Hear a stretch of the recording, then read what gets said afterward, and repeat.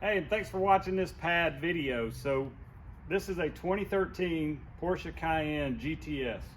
It is the naturally aspirated 4.8 liter V8, not the turbo model, but this client brought it into us for a coolant leak. And I diagnosed this coolant leak as a failure of this crossover pipe, and we'll get a little more in detail shortly, but this crossover pipe where a heater hose runs into the back right here, we'll show you a little more detail, has failed, causing this coolant leak. Well, I searched repair information like Shopkey Pro, Mitchell. I also searched YouTube trying to find maybe some other shop or individual that has performed this service before, or this repair, and I could not find much of anything on this. Like, just really come up empty-handed. I found one exception. There was a YouTube video showing the difference in the pipes because Porsche has updated this crossover pipe to a newer version. There's a superseded part number, it's a better part to prevent this failure from happening. So that video is a couple minutes long and it shows the difference in the two pipes, but it didn't show what it took to get to these pipes. So anyway, I want to give some credit to Chris. I think he's a service writer up in Chicago at Midwest Performance Cars. Thank you, Chris, for your help. I called him prior to starting this work. He gave me some good advice, some direction, was extremely helpful, and we're very grateful. Thank you so much for your help. So, and if you're in Chicago, you're looking for a good shop, Midwest Performance Cars, go check them out. So anyway, I wanted to make a video since I could not find one showing a little more detail or at least what's involved. This is not only for the DIYers, but I want this to be for other shops. I want this to be for our client to see what he's paying for. So this pipe right here, if you'll come into a little closer, you'll see what we had to remove just to gain access to it. This is the old one that come off the car. It is removed from the car. So we clearly drained the cooling system, removed the upper lower hoses. This is the thermostat housing here, intake manifold, wiring harness. This wiring harness right here is the biggest pain in the ass. So if you're doing this job with the engine still in the car, don't even waste your time trying to work around this wiring harness. Move it out of the way. Just spend a couple extra minutes, 30 minutes, an hour, whatever you got to do.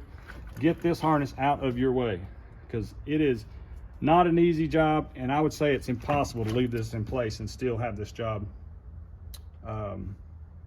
completed. So this is a starter, and there's a coolant pipe that runs into the back of the thermostat housing here that goes back, and this crossover pipe sits here and it connects from cylinder head to cylinder head. It bolts on the back side of the cylinder heads, each one of them. It's one piece, so it comes out, but also to gain access, clearly the wiper arms, wiper blades, wiper arms come off, the cowling. There's this heat shield or heat panel on the back here, 3 pieces. There's a driver's side section, a passenger section, and a center section. What I have found is the sides come off first. Take driver's side, take passenger side, and then get the center out. Don't even try to get the center out until the intake manifold is out. Intake manifold first, got to come out. And then you can gain access to those 4 nuts back there. Just loosen them up. You don't have to take them off, just loosen them. And you can slide that center panel up and out once you have the wiring harness disconnected from it. These evap lines, vacuum lines, and a fuel line. So get those out of the way. Those panels slide up. But you can see what all's involved and what all we have to take apart to gain access to this. Okay, so my big question was, when I started this, is it necessary to remove the engine from the car to do this job? Well, clearly it's not absolutely necessary. After doing this job, or after at least getting this far with it, I'm not confident that this is any faster than just R&R engine. Just drop it out the bottom and then do it all from the back, rather than leaning over the top of the engine and trying to, because everything we access on the back we can't see. Everything's by feel. So I don't know that I would do this again. I would likely just R&R engine. So maybe my recommendation, if you're a shop owner or a technician looking how to price this job, I would certainly price it as if you were going to R&R engine. Don't shortcut yourself, and you just use your own judgment whether you want to R&R engine or not, but certainly price it that way, because this, I don't know that this is any quicker. So anyway, we're going to go over the workbench. I'll show you the parts necessary for this job that we have and how this one failed. Now we're at the workbench. Pardon my mess. It's been a little hectic around here lately. I've got several big jobs going on, engine jobs, transmission, differential jobs. It's a little crazy right now, but anyway, we're getting through it. So this is the part that failed, and this is how it failed. This is a barb fitting for a coolant hose, and this is the original failed part. Well, you can see that is glue or adhesive. So when they manufactured this crossover pipe, this barb fitting was just pressed into place with an adhesive, okay? So over time, that adhesive gives way, and this right here was slid completely out. Now the hose was still attached to the fitting, but this was completely separated. So that's how big of a leak we had. So you can tell that's the fail point.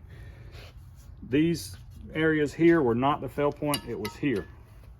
Okay, so what has Porsche done to resolve that? Here's the new piece. As you can see, this fitting now threads in. This is a threaded in fitting, not glued in. So this fitting right here will never separate. This should never fail again. Unfortunately, they didn't do this to start with, but they realized the problem and resolved it. But otherwise, it looks identical.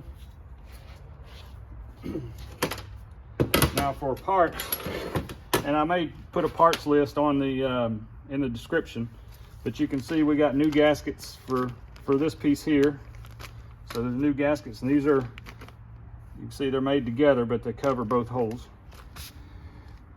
This is a coolant breather line. Like, well, the Porsche calls it breather line, but it's actually a coolant line that runs under the intake manifold. This is the only plastic piece under the intake manifold on these year models. Go ahead and buy one of these. These things, I don't see you, I know I couldn't get this old one out without breaking it. They're so brittle. They're just a leak waiting to happen, and they're not very expensive. Just go ahead and have a new one ready that goes under the intake manifold. On the back of each cylinder head, on the back of the driver's side is the high pressure fuel pump. On the back of the passenger side is the vacuum pump for the brake system. So you have to remove both of those pumps. There's O-rings for there's one O-ring. I have two here, but only one's necessary for the high pressure fuel pump. Now for the vacuum pump, the brake vacuum pump, there's two O-rings necessary, and these are the two. Those two are necessary. These two O-rings here are for this aluminum coolant pipe that runs under the intake manifold. I showed you it pushes into the back of the thermostat housing. New O-rings here. I don't want to install this without replacing those O-rings and have to go back in there later. Of course, intake manifold gaskets, there's eight of those for a V8 engine, so we're going to replace those as well. This is the hose that's going to connect to this new fitting. I'm not 100% sure yet that it's necessary. I believe it is. It's very inexpensive compared to the job that we're doing. So go ahead and replace it as well. It is a different part number, so I'm going to say that it's going to be necessary. So go ahead and get that hose as well. And this O-ring here, there's a metal coolant pipe that runs out here to the oil cooler, and there's one single O-ring. That's going to be the O-ring right there. So we need that one.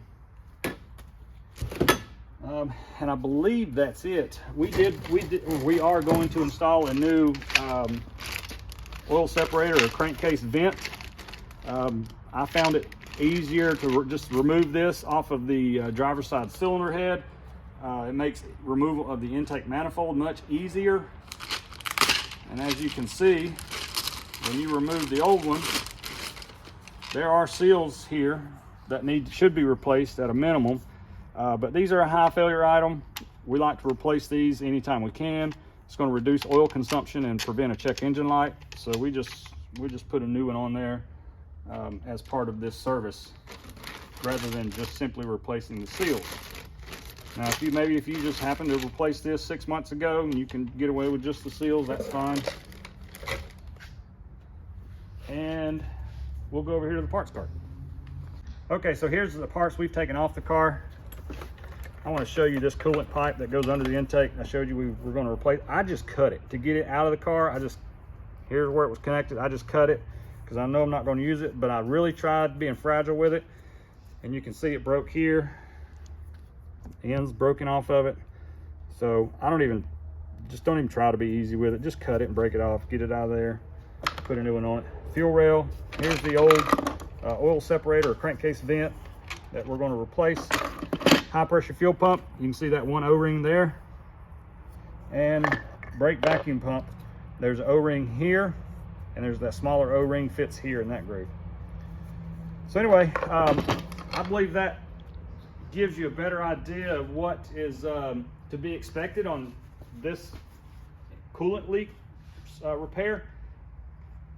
Moving forward, I'll probably just drop the engine transmission out of it.